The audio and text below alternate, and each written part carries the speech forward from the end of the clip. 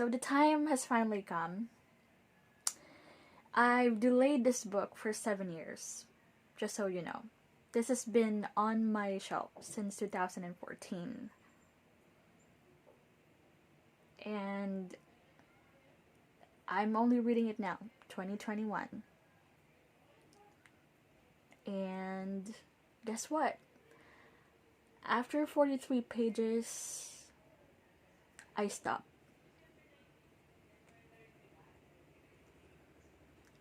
Not because I'm not liking what I'm reading so far. No. I stopped because I decided that the Luminaries would have to be the very first book that I will annotate in my life. In all my years of reading, this is the first time I'm gonna be annotating a book. It's that good.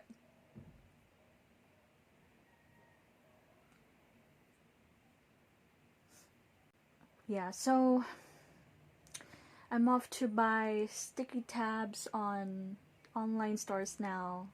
Hopefully I can commit to this. Hopefully I won't regret this later on.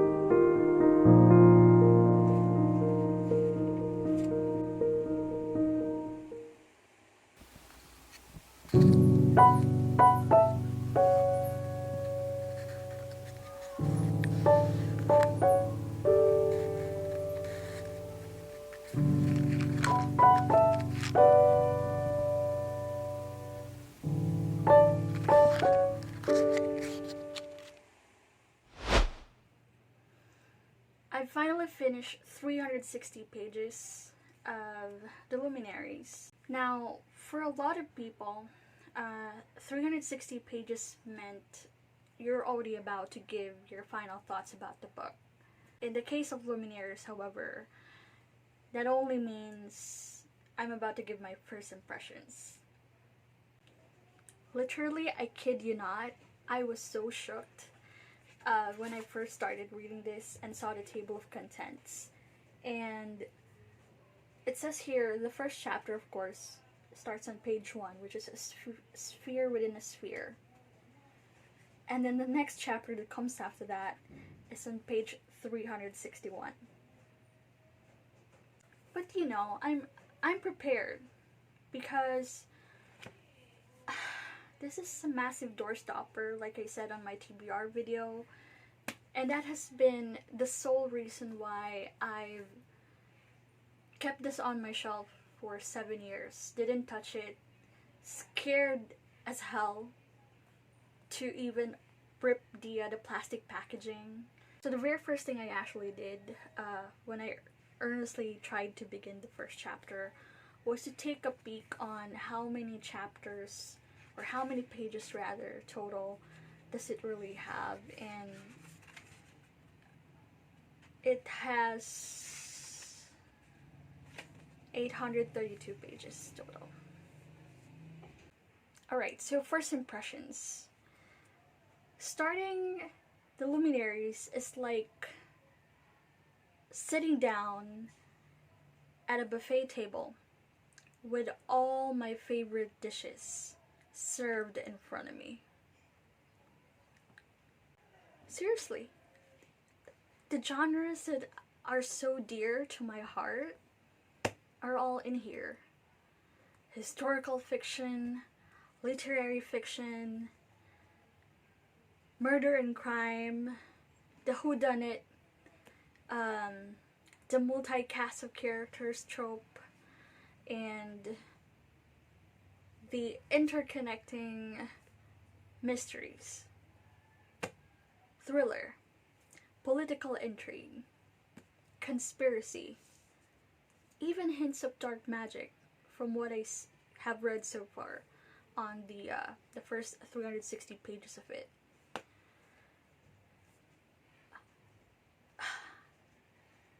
I was gone, okay? It's hitting all the right notes. And that largely contributed to my decision to annotate this book, because I seriously want to document this journey in detail.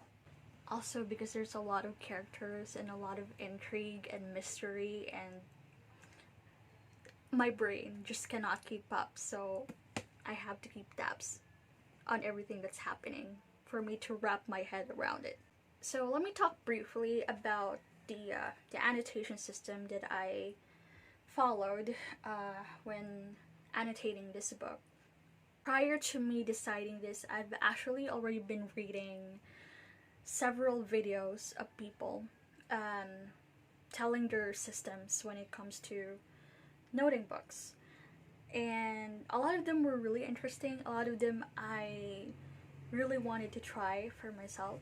A lot of systems that I have read in book 2 involves people annotating based on their emotions whenever they read. Like if something made them happy, if something made them angry, or if something shocked them, if something made them cry.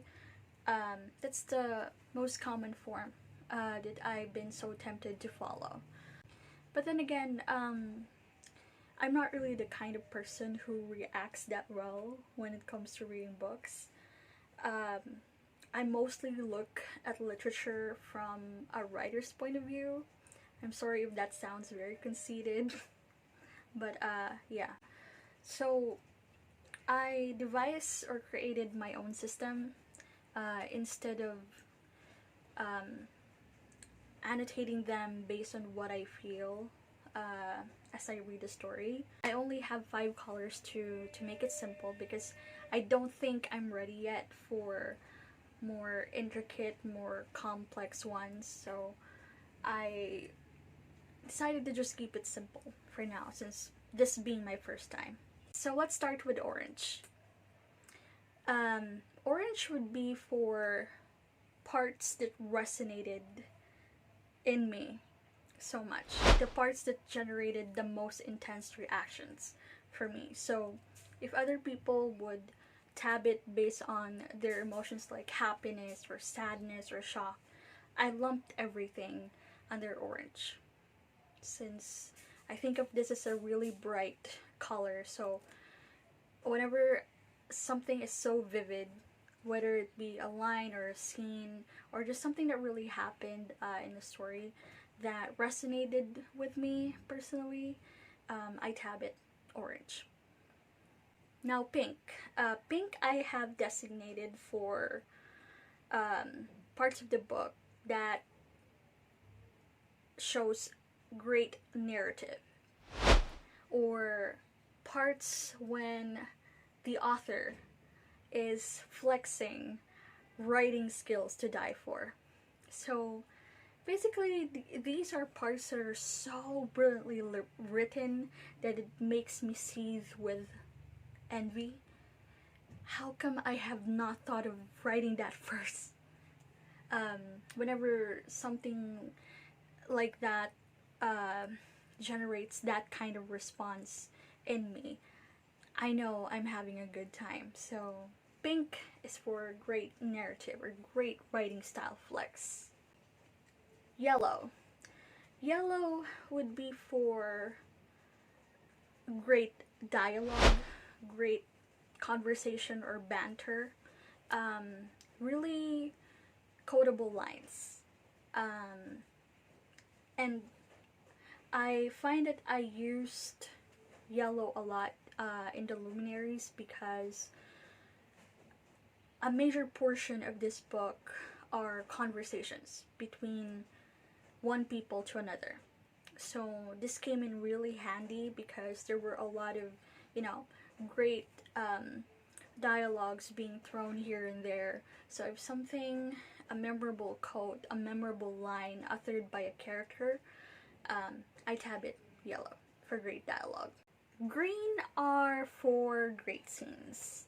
So I tab pages green when they contain a pivotal part of the plot that propels the story forward, a key plot point, possibly foreshadowing or something that indicates something that I need to remember for later.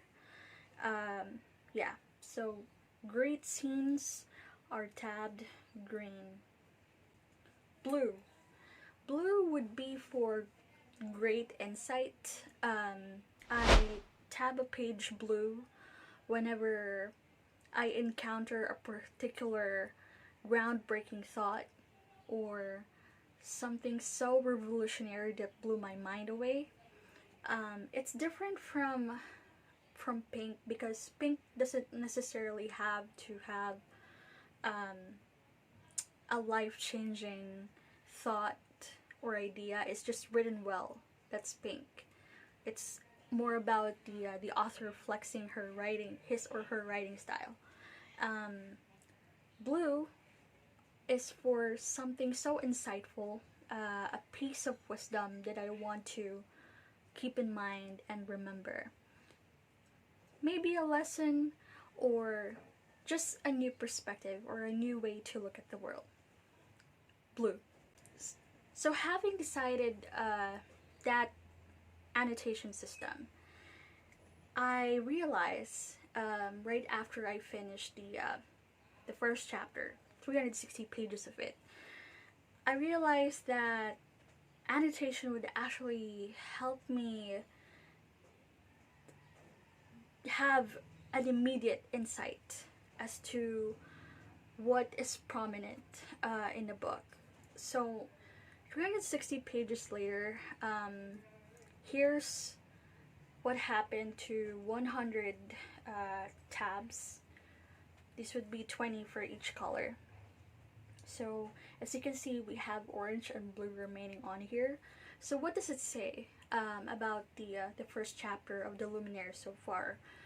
This could encapsulate or give a good summary, recap of how I'm finding it right now, real time. So pink means there's a lot of great writing style that I'm really envious of. And yellow, like I've already said earlier, there's a lot of brilliant, witty, funny, and really thought-provoking exchange of dialogue and conversations between the characters.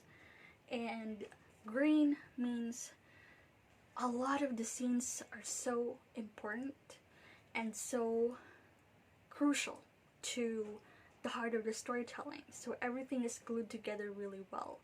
Lots of great, remarkable scenes that I had to tab green. But having leftover orange and blue tab doesn't mean that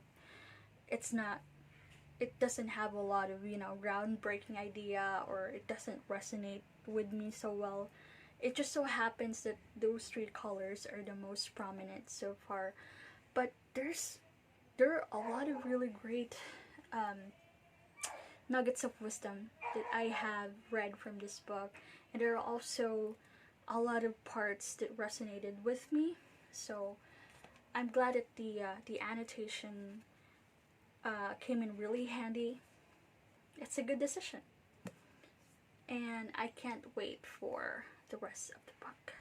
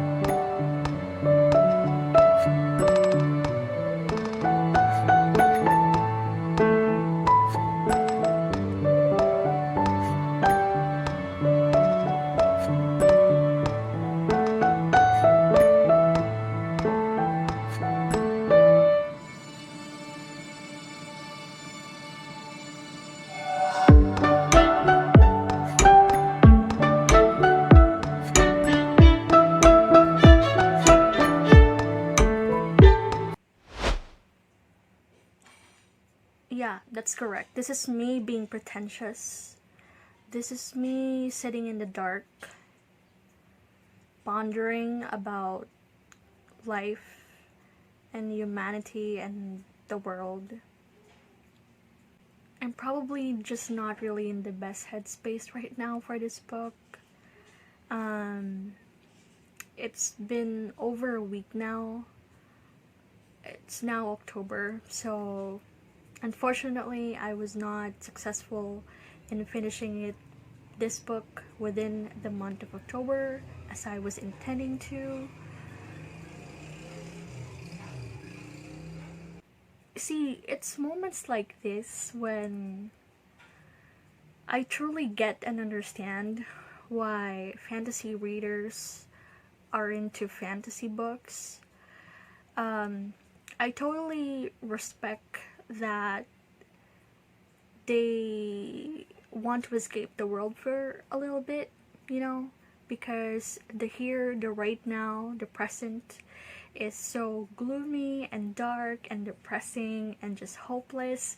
So of course, why not escape for a little bit, escape for a while, right? And dive into magical worlds, kingdoms, supernatural world systems.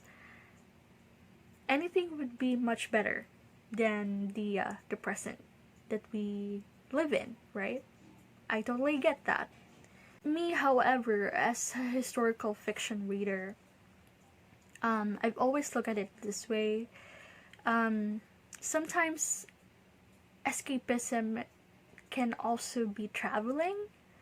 In a way, there's a certain charm to going backwards in time and revisiting the world previously.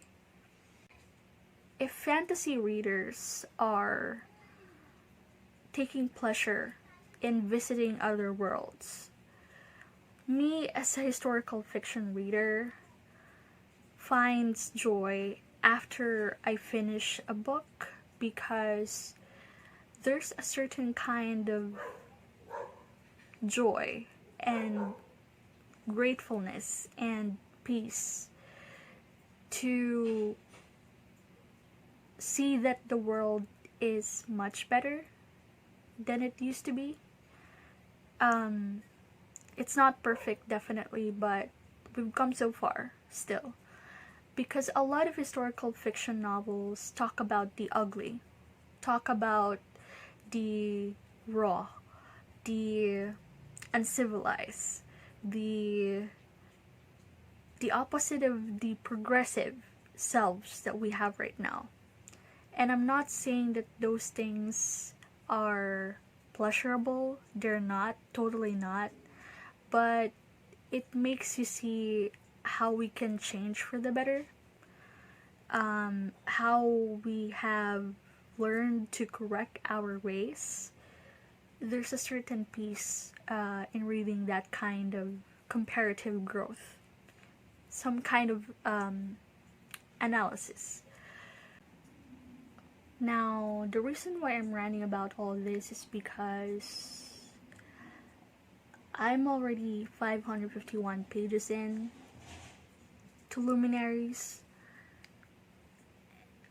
And let me tell you, on my first impressions, I did say that I'm kind of a very passive reader. I don't react much. I only really read and notice the writing style, the technicalities of the book, how much I enjoy the storytelling, but reaction, not so much.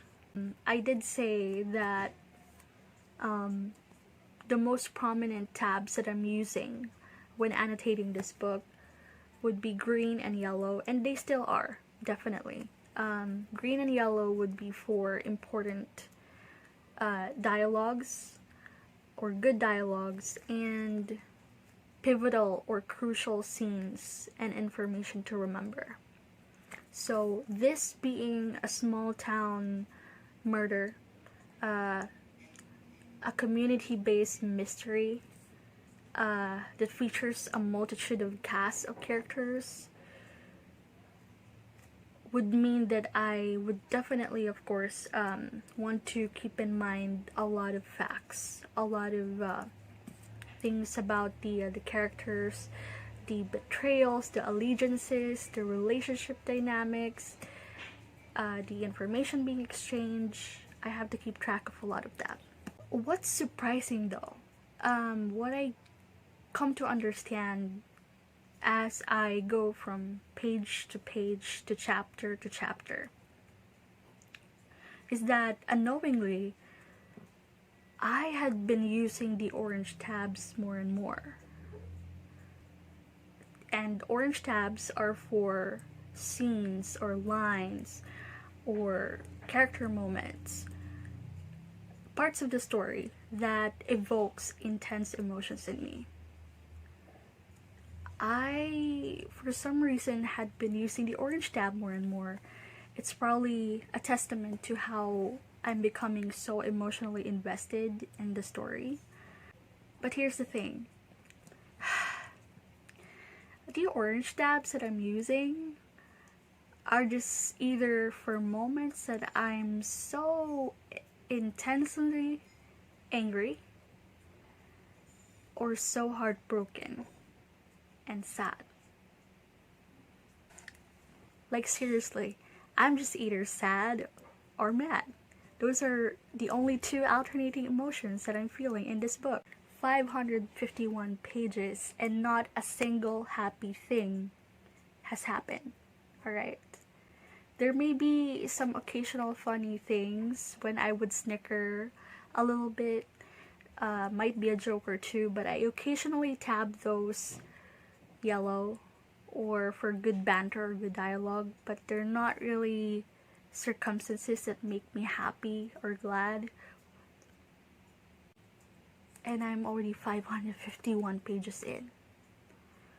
Not a single happy thing. Which I guess, kind of makes you reevaluate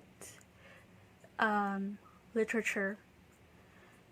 It's really important that you are starting a book with the proper expectations, because otherwise you're really gonna end up rating the book 1 star or 2 star or even 3 stars, because if your expectations are not in the right place, you're just really gonna be disappointed.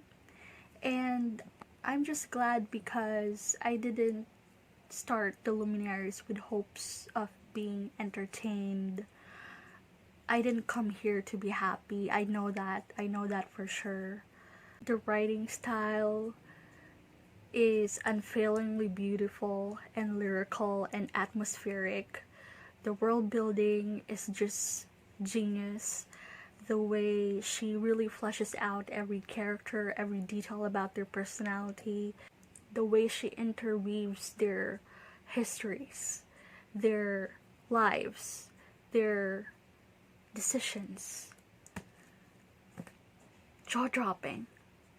Just nothing short of genius. I don't know how she does it, but she did. I only have 300 pages left, and it's not that I'm hoping for a happy thing to happen. I'm just saying that this is the reason why it's taking me a long time. Aside from the fact that I don't really want to rush and I really want to linger and savor the greatness of the writing in every single chapter. It's just quite unfortunate that this is overlapping with me not being in a good place right now mentally. There are days when I won't read a page, I won't read a chapter because I'm just not feeling well. And I don't want to start a new book without having finished this, because this deserves so much respect. This is a book that you probably would put off for a short time but you will come back to it and you will want to finish it. This is probably not everyone's cup of tea, or probably not everyone's gonna be strong enough to wallow through so much suffering and misery and just so much negativity. But it's such a good reminder that this is why human resiliency is magical. In a way that's sort of its own kind of fantasy as well. How we just push through, push through, push through. 300 pages left.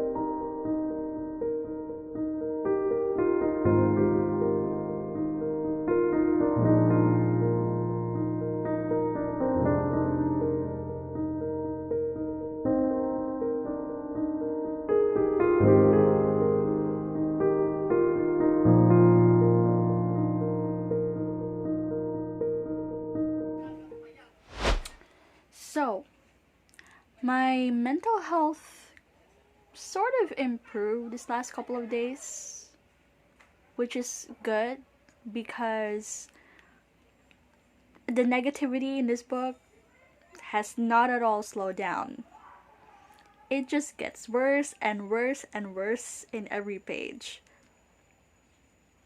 The misogyny, the sexism, the racism, the slut shaming, the classicist, you name it.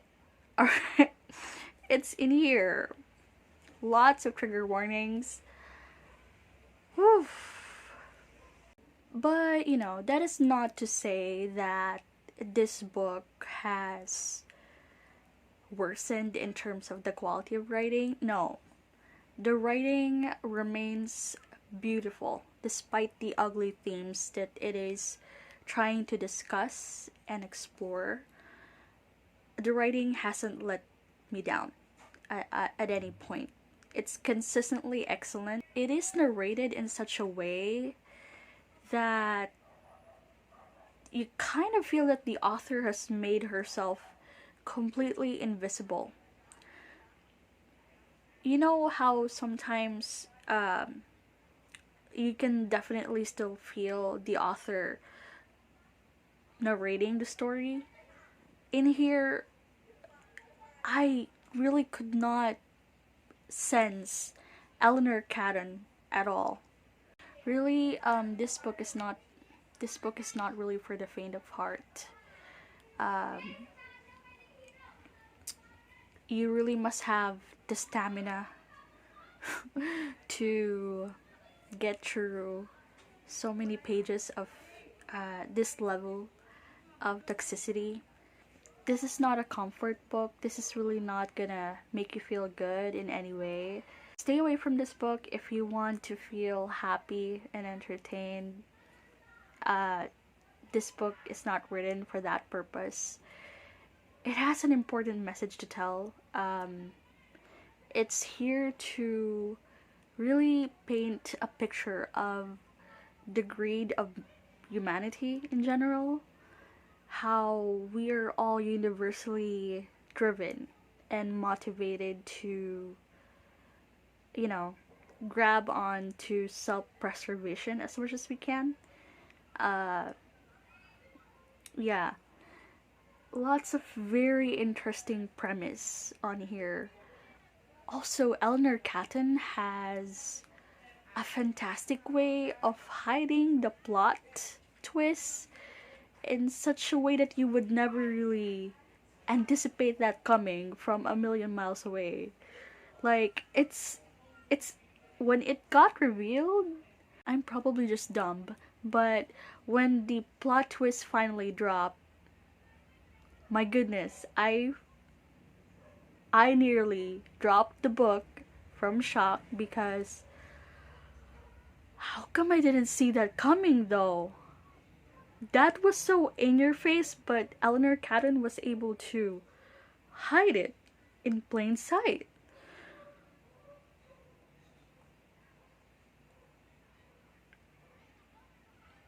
How?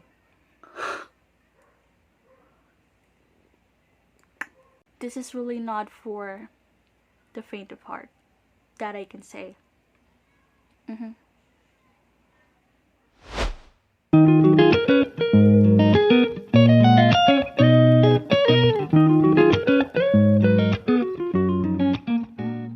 Right now, it's 2 minutes before 4 a.m. here in Manila. 1 minute before 4 a.m. Uh, I have reached page 699 of the Luminaries. And there you go, another orange tab. I'm even wearing orange right now. Subconsciously, I've worn orange. Wow.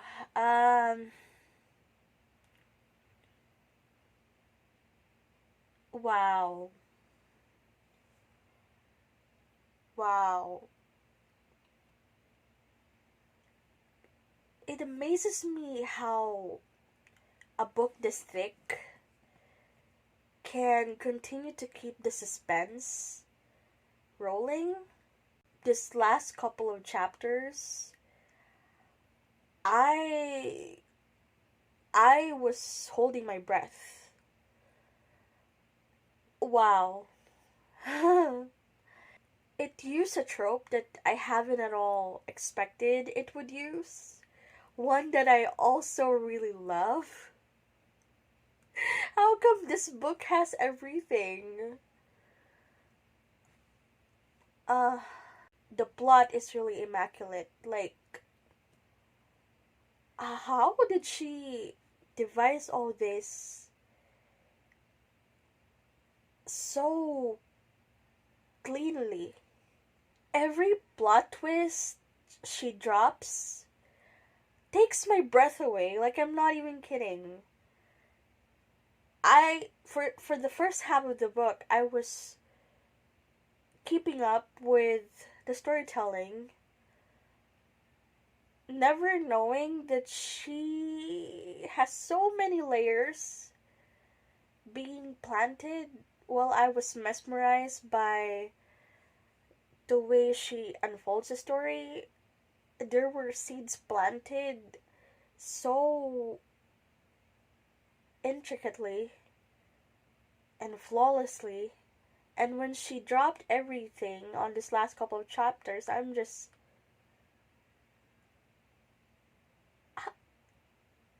How did she do that? Is that even allowed? Eleanor Catton? How? How did you do that? This author is not even an author anymore. She's a whole magician. Oh my goodness. I'm just in a trance right now. I think I will be needing 4 or 5 minutes to just collect myself. This plot twist.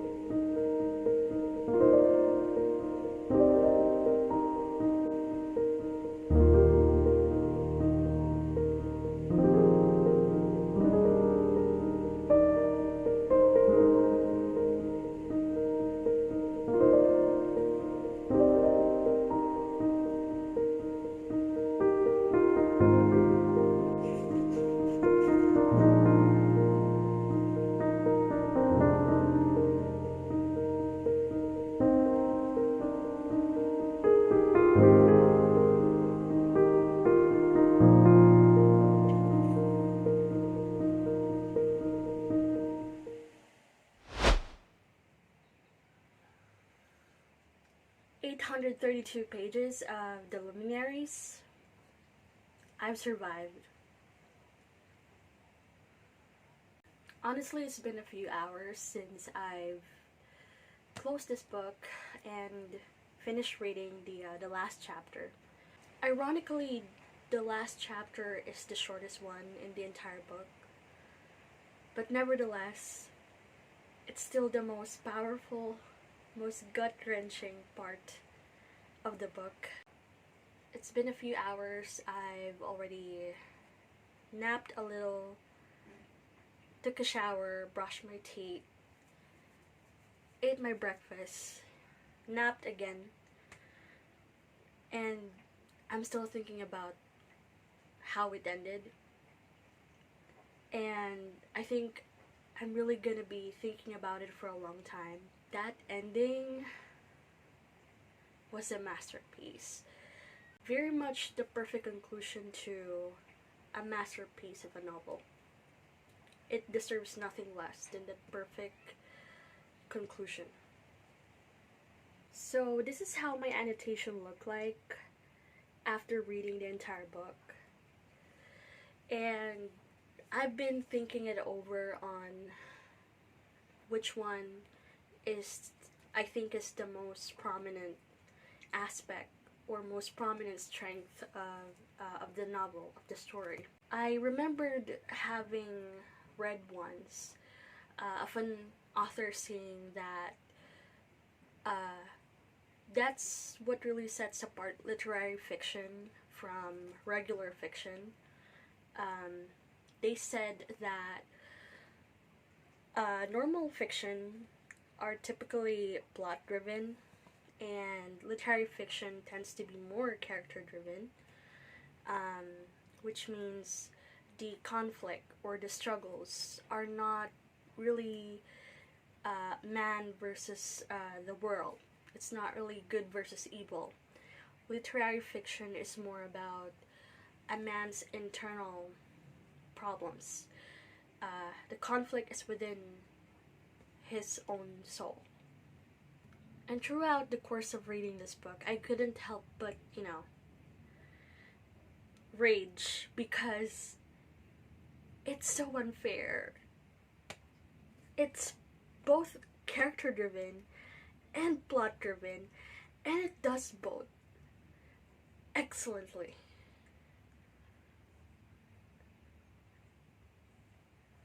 How can an author manage to do both sides so damn good? It's unfair. I mean, no wonder it won an award. It rightfully deserves it. The Luminaries shattered a lot of misconceptions. I'm usually very picky about really picking up and starting long doorstopper novels, because I really have to make sure that they're worth my time. In my life, I can only recall a certain number of books that I have read.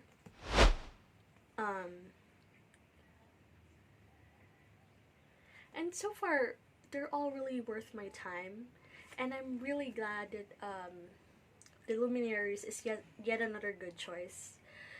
This definitely is something that I wouldn't regret. I'm so glad and so grateful that I pushed through it, no matter how difficult and ugly and challenging the themes it discussed had been. Then again, I might give this a perfect rating, but it doesn't necessarily mean that I would recommend it for everyone. I would love to, but I just know that this kind of book deserves a certain kind of reader. So if you're someone who reads books to escape, who reads books to be happy, to pass the time, this is probably not for you. If you're looking for something easy to get through, something that you can easily finish, if you're looking for something that would require a lot of thinking, if you're not into complex, complicated plot lines, this is probably not it. If you are someone who strongly believes in finding a character to root for, or having a clear-cut hero-villain structure type of plotline, this is probably not for you. If you don't want to read about a very realistic, unsugar-coated story of the harsh truth about misogyny and racism, you should probably stay away from this book. Now, if you're someone who really reads books because you want to broaden your mind in understanding the world, if you are crazy about the greatness of literary masterpieces, go for this one. If you are someone who wants to be inspired, wants to be provoked into writing something that transcends times, definitely go for this. If you are obsessed with mysteries that are complex and plot twists that you could not predict, definitely give this a try. If you are looking for a book that will certainly change your life and will give you a reason to be a proud reader and a bookworm, something that you would always cherish, if you're looking for a time well spent, and if you believe that literature can change the world,